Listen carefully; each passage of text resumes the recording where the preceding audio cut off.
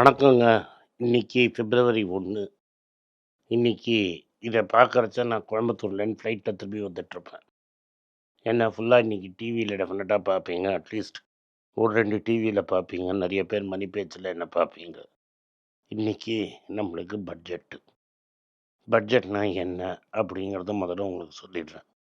பட்ஜெட்டுனா வருஷத்துக்கு, ஆண்டுக்கு ஒரு வாட்டி வரவு செலவு கணக்கு நாட்டுக்கு முன்னாடி அம்மையார் வைப்பாங்க. எவ்வளோ வரவு பார்க்குறோம். எவ்வளோ செலவு எதிர்பார்க்குறோம். போன வருஷம் வரவு எவ்வளோ இருந்தது? செலவு எவ்வளோ இருந்தது? 2த்தையும் பார்ப்போம். அப்படின்னு பார்ப்பாங்க. இந்த பட்ஜெட்டுங்கிறது ஏன் முக்கியம் அப்படின்னா, மேடம் படிக்க மாட்டாங்க. அனெக்ஸ்டர வாங்கி நீங்க தான் படிக்கணும். அனெக்ஸ்டர படிச்சீங்கன்னா, எது எதுக்கு எவ்வளோ செலவு பண்ணியிருக்காங்க? எது எதுக்கு எவ்வளோ அலாட் பண்ணியிருக்காங்க? போன வருஷத்துக்கும் இந்த வருஷத்துக்கும் எவ்வளோ ஜாஸ்தி அலாட் ஆயிருக்கு? எந்தெந்த ஸ்கீமுக்கு எந்தெந்த அலாட்மெண்ட்டு? அப்படிங்கிறது உங்களுக்கு தெளிவா புரியும். ரூ. 1 வரவுனா, எவ்வளோ பைசா எதுக்கு போகுதுன்னு உங்களுக்கு நிச்சயமா தெரியும். இது சர்க்காரோட பாலிசி, ஃபிஸ்கல் பாலிசி அப்படிங்கிறது டாக்ஸ் பாலிசி எப்படி இருக்குங்கிறது உங்களுக்கு புரியும். இந்த டாக்ஸ் பாலிசினால உங்களோட குரோத்து, உங்களோட வரவு செலவு எப்படி அஃபெக்ட் ஆகுங்கிறதும் உங்களுக்கு தெரியும். இத வச்சு நம்மளோட பட்ஜெட்ட போடுறதுக்கு ரொம்ப யூஸ்ஃபுல்லா இருக்கும். 1947 ஆரம்பிச்சு, இன்னைக்கு 2026 வரைக்கும் வந்துட்டோம். ஸோ, இந்த பட்ஜெட்டுங்கிறது நம்மளுக்கு எவ்ரி இயர் மார்ச் மாதம் கடைசியிலேருந்து பிப்ரவரிக்கு பிப்ரவரியிலேருந்து பிப்ரவரி 1ஆம் தேதிக்கு வந்துடுது.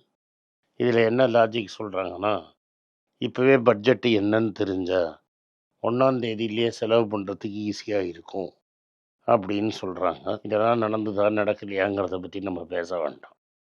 சொல்கிற லாஜிக்கை நான் சொல்கிறேன். நார்மலாக பட்ஜெட் 3 மணிக்கு ஈவினிங்க்கு சொல்லுவாங்க.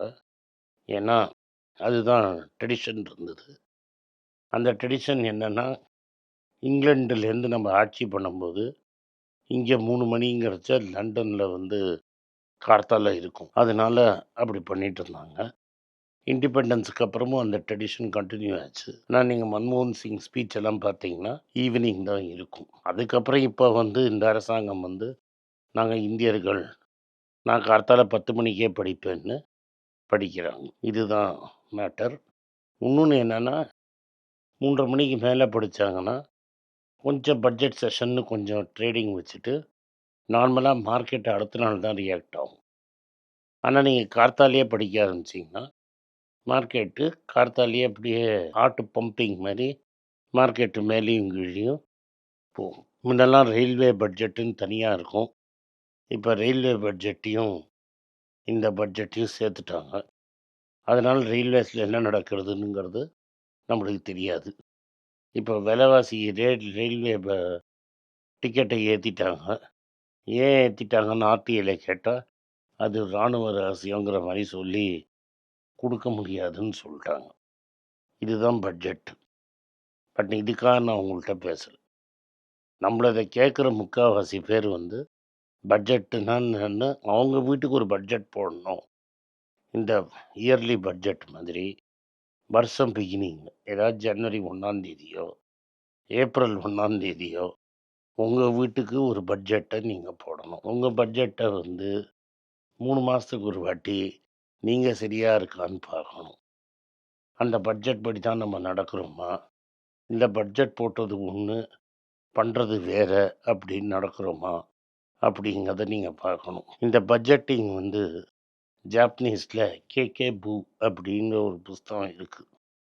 அந்த புஸ்தகத்தை எடுத்திங்கன்னா, ஒரு ஆனுவல் பட்ஜெட்டை எப்படி குவார்ட்டர்லியாக மாற்றுறது, எப்படி மந்த்லியாக மாற்றுறதுங்கிற வரைக்கும் இருக்குது.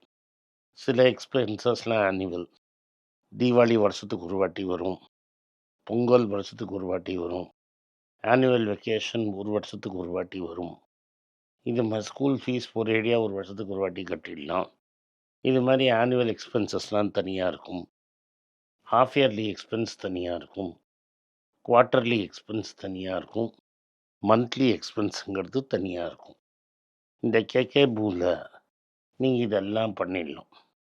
நம்ம என்ன பண்ணுறோன்னா, என்னைக்கு அந்த 91,000 1,00,000 ஸ்கூல் ஃபீஸ் கட்டுறோன்னா வருஷத்துக்கு ஒரு வாட்டி, அன்றைக்கி தள்ளி போட்டுருவோம் கவலைப்படலான்னு. ஆனால் மாதம் மாதம் அதுலேருந்து ஒன்று எடுத்து வச்சோன்னா அந்த அக்கௌண்ட்லேருந்து எடுத்து கட்டுறது ரொம்ப சுலபமாக போயிடும். அதனால தான் இதுக்கு டிஃப்ரெண்ட்டாக அக்கௌண்ட்ஸ் வச்சுக்கணும். இப்போது நீங்கள் பண்ணுற அக்கௌண்டிங்க்கும் கவர்மெண்ட் பண்ணுற அக்கௌண்டிங்க்கும் 2 பெரிய வித்தியாசம் இருக்குது. அதை உங்களுக்கு நான் சொல்கிறேன். கவர்மெண்ட்டோட அக்கௌண்டிங்கில் செலவு நிச்சயம், வரவு டவுட்ஃபுல். அதனால் கவர்மெண்ட்டுக்கு கவலை கிடையாது. ஆர்பிஐட்ட சொல்லி நோட் அடித்து வாங்கிட வேண்டியதான். முன்னெல்லாம் நோட் அடித்து டைரெக்டாக வாங்கிடுவாங்க. இப்போ அப்படி பண்ண முடியாது. கடன் பத்திரம் போட்டு வாங்கிக்க வேண்டியது. இதுதான் ஐடியா. நீங்கள் பட்ஜெட் போடுறச்ச வரவு நிச்சயம். அதாவது மாதம் சம்பளம் எவ்வளோ வரும்னு தெரியும், போனஸ் வருமா வராதான்னு உங்களுக்கு தெரியும். அதுக்கப்புறமா இன்சென்டிவ் வாங்குவோமா வாங்க மாட்டோமான்னு எல்லாம் தெரியும். ஒன்ஸ் இது வரவு சரியாயிடுச்சுன்னா செலவை அதுக்கப்புறம் அங்கே வச்சு நீங்கள் அட்ஜஸ்ட் பண்ணுவீங்க. செலவை அட்ஜஸ்ட் பண்ணி மீதி இருக்கிறத சேர்ப்பீங்க. நிறைய பேர் சேர்க்குறதே கிடையாது. ஃபஸ்ட்டு திங் நீங்கள் பண்ண வேண்டியது, சேர்க்குறதையும் உங்கள் பட்ஜெட்டில் கொண்டு வந்தீங்கன்னா தான் உங்கள் குடும்பம் நல்லாயிருக்கும், சுபிக்ஷமாக இருக்கும். அதனால் சேர்க்குறதுக்கும் ஒரு பட்ஜெட் போடுங்கிறது என்னோட கருத்து. பட் இதெல்லாம் போட்டு சேர்த்து ஒரு பட்ஜெட்டில் ரூபா மிச்சம் பண்ணிங்கன்னா கூட அது நல்ல பட்ஜெட்டு. சேர்த்தப்புறம் நீங்கள் போட்டிங்கன்னா பட்ஜெட் போடுறதே கஷ்டம் நம்மளுக்கு. அந்த பட்ஜெட் போட்டு அதை அமலாக்கி அது பின்னாடி ரெகுலராக உட்காந்து வேலை செய்யறதுங்கிறது அதுக்கு மேலே கஷ்டம். அது குடும்பமாக சேர்ந்து உட்காந்து பண்ணிங்கன்னா நல்லது. யாரெல்லாம் செலவில் இன்வால்வோ அவங்க எல்லாரையும் பட்ஜெட்டில் உட்காத்துறது நல்லது. உங்கள் பசங்களுக்கு 15 வயசுக்கு மேலே ஆயிடுச்சு, இன்ஃபேக்ட் 12 வயசுக்கு மேலே ஆயிடுச்சுனாலே அவங்கள பட்ஜெட்டில் உட்காத்துறது நல்லது. அப்பா எவ்வளோ பணம் சம்பாதிக்கிறாரு, பணம் எங்கே போகிறது, பணம் எப்படி செலவாகுது எல்லாமே அவங்களுக்கு தெரிஞ்சுதுன்னா அவங்க பொறுப்போட நடந்துப்பாங்க அப்படின்னு நம்ம நம்புவோம்.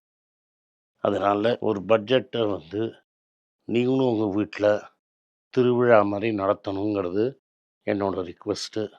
கணக்கு நோட்புக்கில் கையால் எழுதுங்க, கம்ப்யூட்டரில் எழுதினா மறந்துடும்.